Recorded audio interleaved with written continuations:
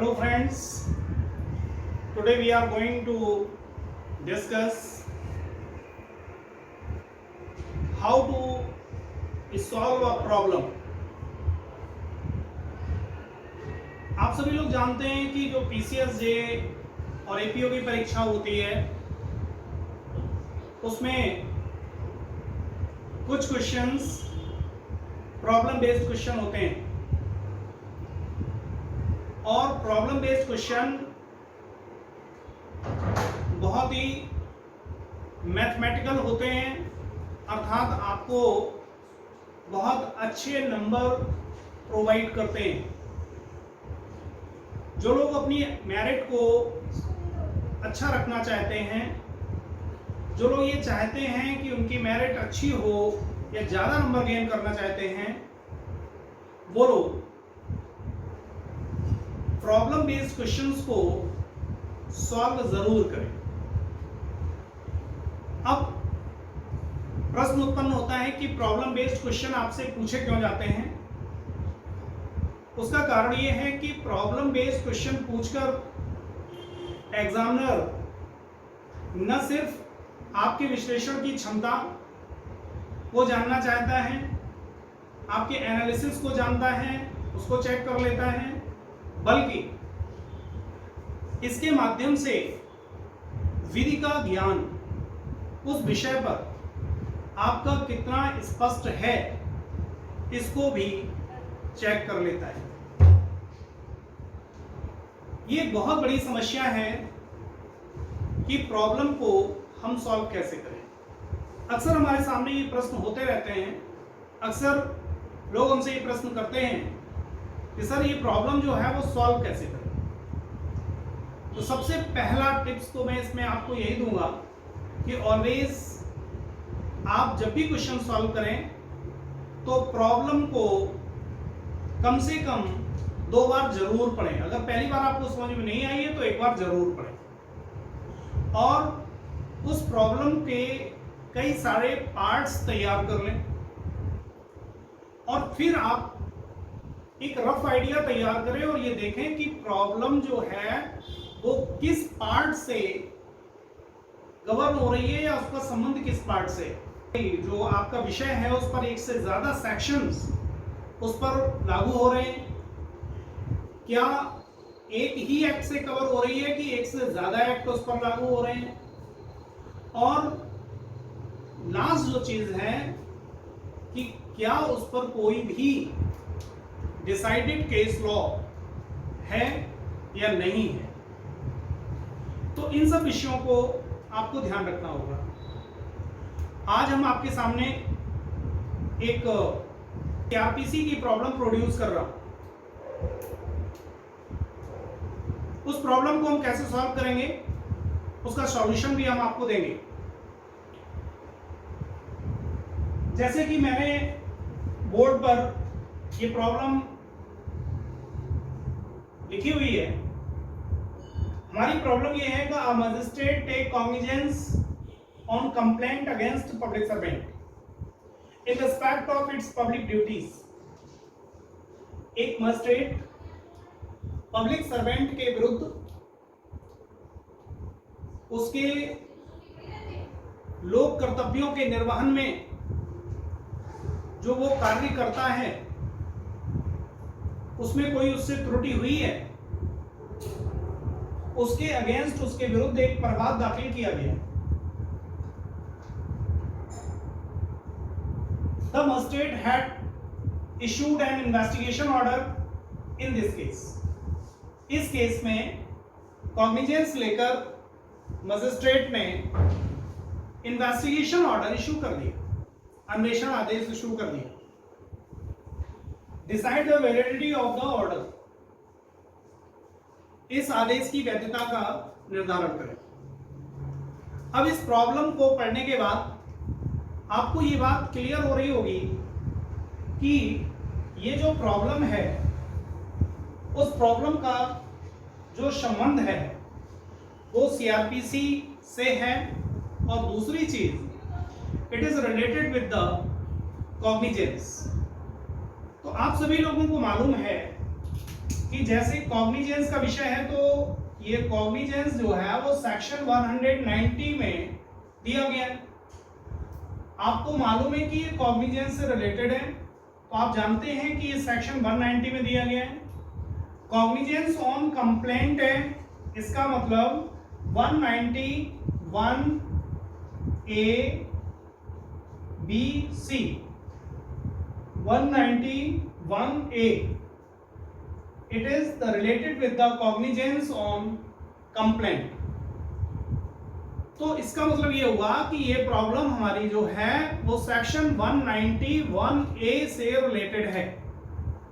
अब दूसरा विषय यहां पर है, this complaint is against PS, और अगेंस्ट पीएस होने के नाते इसमें एक सेक्शन के प्रोविजन और अप्लाई हो रहे हैं, that is section 197 of CrPC. तो इस तरीके से आपको ये बात पता चल गया कि ये जो प्रॉब्लम है वो सेक्शन 191 ए और सेक्शन 197 ऑफ सीआरपीसी से रिलेटेड है।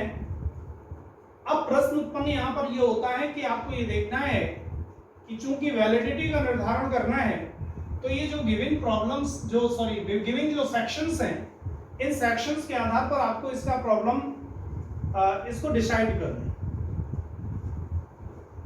अब इसके साथ आपको ये भी देखना होता है कि क्या इस विषय पर कोई केस लॉ अवेलेबल है।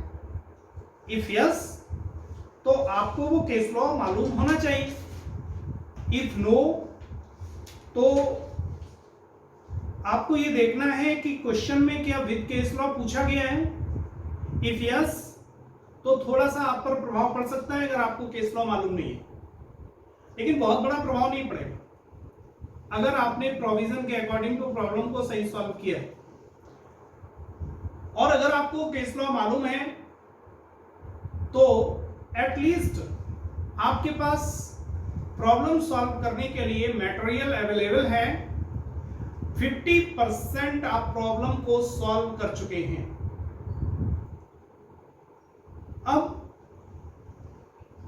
प्रश्न उत्पन्न होता है, जब आप 50% प्रॉब्लम सॉल्व कर चुके हैं तो इसका मतलब अगर प्रॉब्लम 10 मार्क्स की है, 10 नंबर की है, तो आप 5 नंबर के अधिकारी हो चुके हैं, क्योंकि आपको स्पष्ट प्रावधान मालूम है। अब प्रश्न होता है विश्लेषण का, आप उसका एनालिसिस कैसे करते हैं, ये बहुत बड़ा प्रश्न है। और ये आपकी जो एनालिटिकल पावर है, एनालिसिस करने की क्षमता है, ये आपको बहुत अच्छे नंबर दिलवा सकती है। तो आपको ध्यान यहां पर क्या रखना है, आपकी जो एनालिसिस करने की पावर है उसको वो बहुत अच्छी होनी चाहिए। और तीसरी चीज जो बहुत अच्छी होनी चाहिए वो वे ऑफ प्रेजेंटेशन। तो इस तरीके से 3 बातें बहुत महत्वपूर्ण है प्रॉब्लम सॉल्व करने के लिए। पहली, बहुत ही जो स्पष्ट प्रोविजन है, यानी कि विधि का स्पष्ट ज्ञान। दूसरी चीज क्या महत्वपूर्ण है, आपका एनालिसिस करने का ढंग। और तीसरी चीज क्या महत्वपूर्ण है, आपका वे ऑफ प्रेजेंटेशन। ये 3 चीजें अत्यंत महत्वपूर्ण है। अब चूंकि आपको विधि का ज्ञान है, एनालिसिस आपका अपना विषय है कि आप उसको एनालाइज कैसे करते हैं, और तीसरा जो महत्वपूर्ण है, हाउ टू रिप्रेजेंट इट।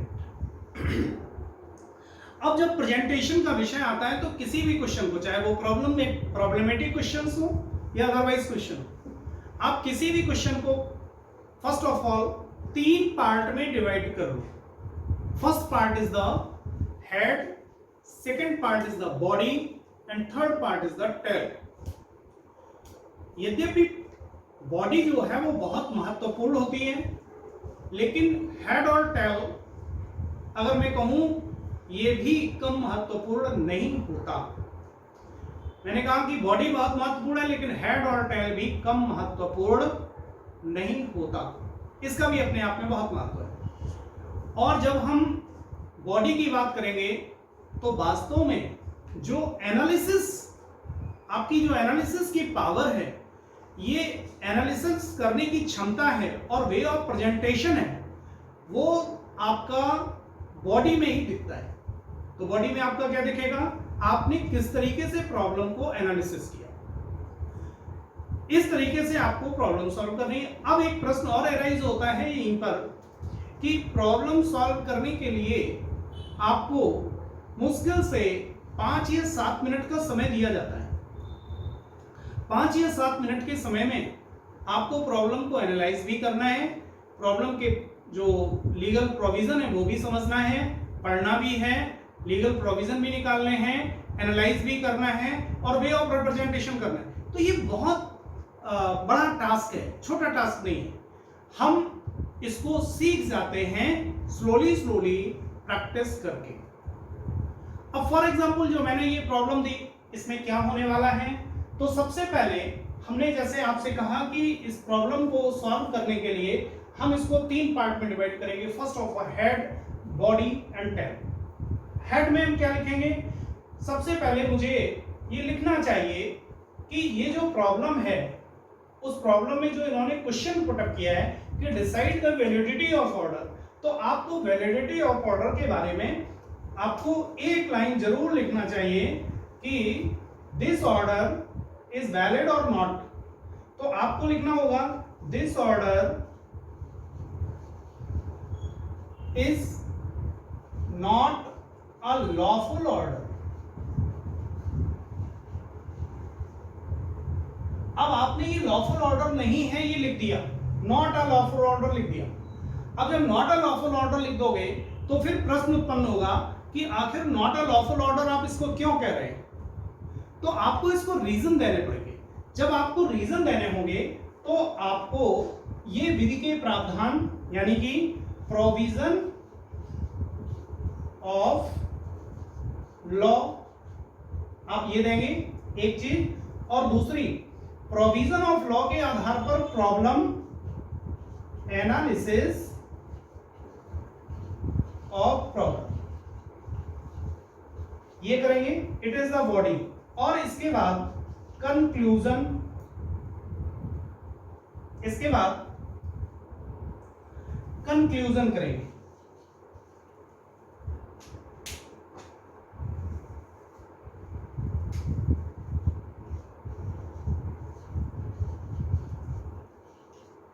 अब ये जो एनालिसिस ऑफ प्रॉब्लम है, उस एनालिसिस में ध्यान रखिएगा, आप जो एनालिसिस करें, अगर आपके पास कोई केस लॉ अवेलेबल है या कोई इलस्ट्रेशन अवेलेबल है, तो उस इलस्ट्रेशन से और उस केस लॉ से आप इसको पुष्ट करवा दीजिए, कोरोबोरेट करवा दीजिए।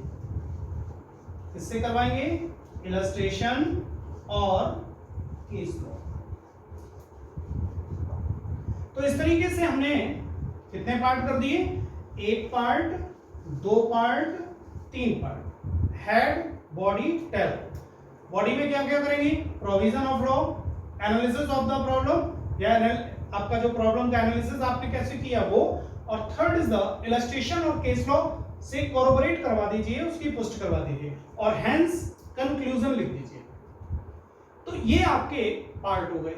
अब जैसे कि इस प्रॉब्लम में अगर मैं बात करूं, इस प्रॉब्लम को हमें कैसे सॉल्व करना है, तो इस प्रॉब्लम में मैंने जैसे कहा कि it is not a lawful order.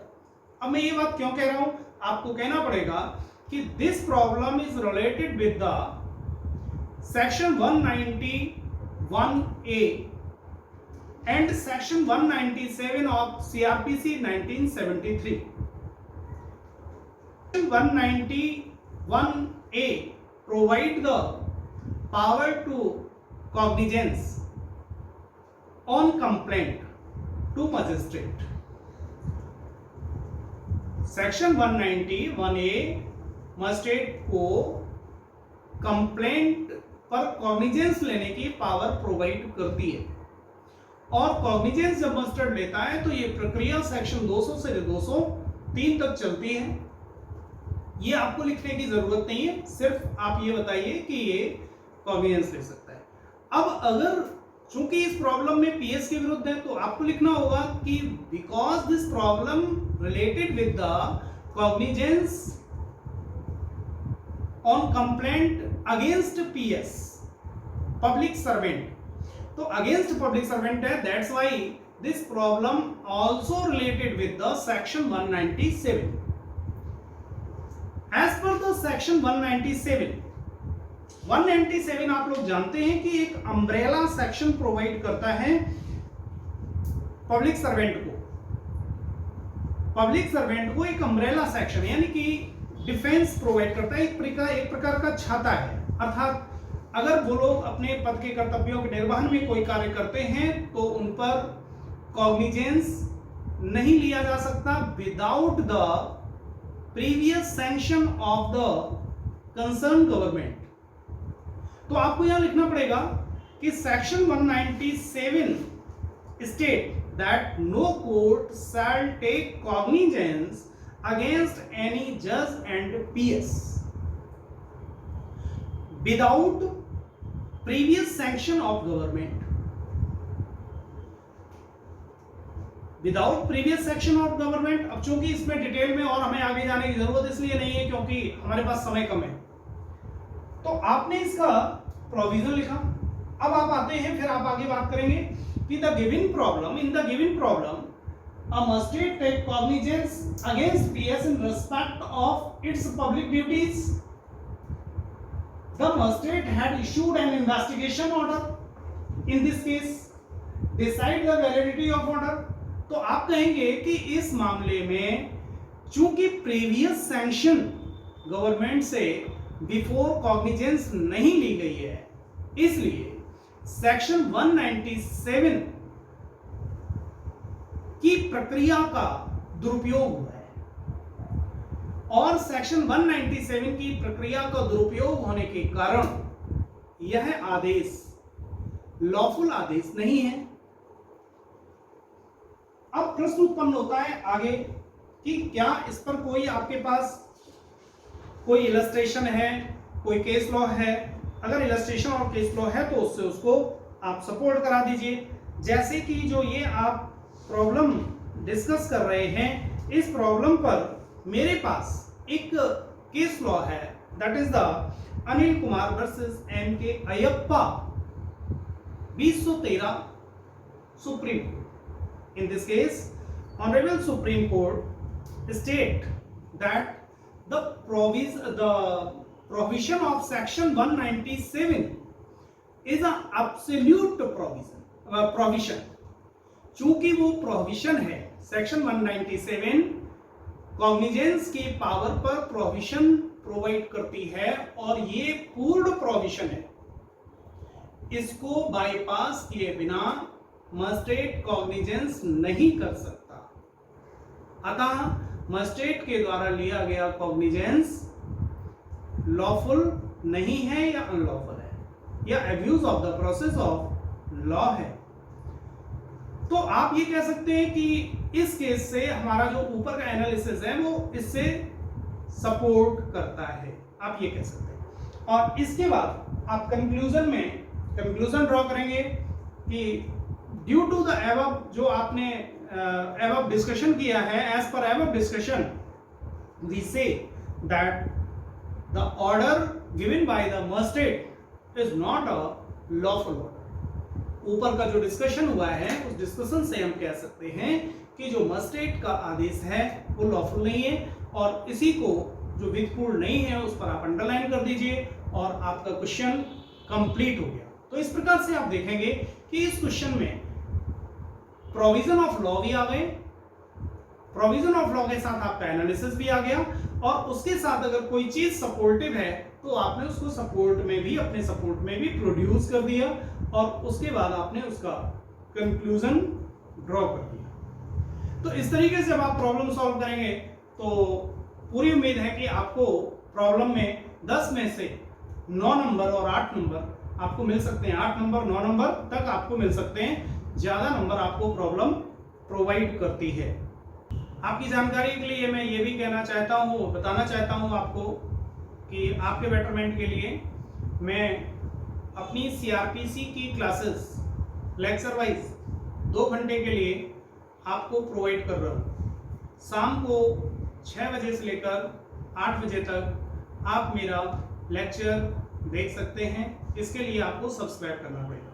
ये लेक्चर आपको ट्यूसडे, थर्सडे और सैटरडे को शाम को 6 बजे से लेकर 8 बजे तक मिलेगा। इसके बाद ये लेक्चर आपको नहीं मिलेगा। तो इसके लिए आप सब्सक्राइब करें ताकि आपके पास जैसे ही मैं ये लेक्चर लोड करूं सबसे पहले आपके पास पहुंचे और इसका आप फायदा उठा पाए। और इसके साथ ही यह भी कि बहुत ही जल्दी हम अपने नेक्स्ट जो वीडियोस होंगे उसमें और एमपी की स्ट्रेटजी पर चर्चा करेंगे।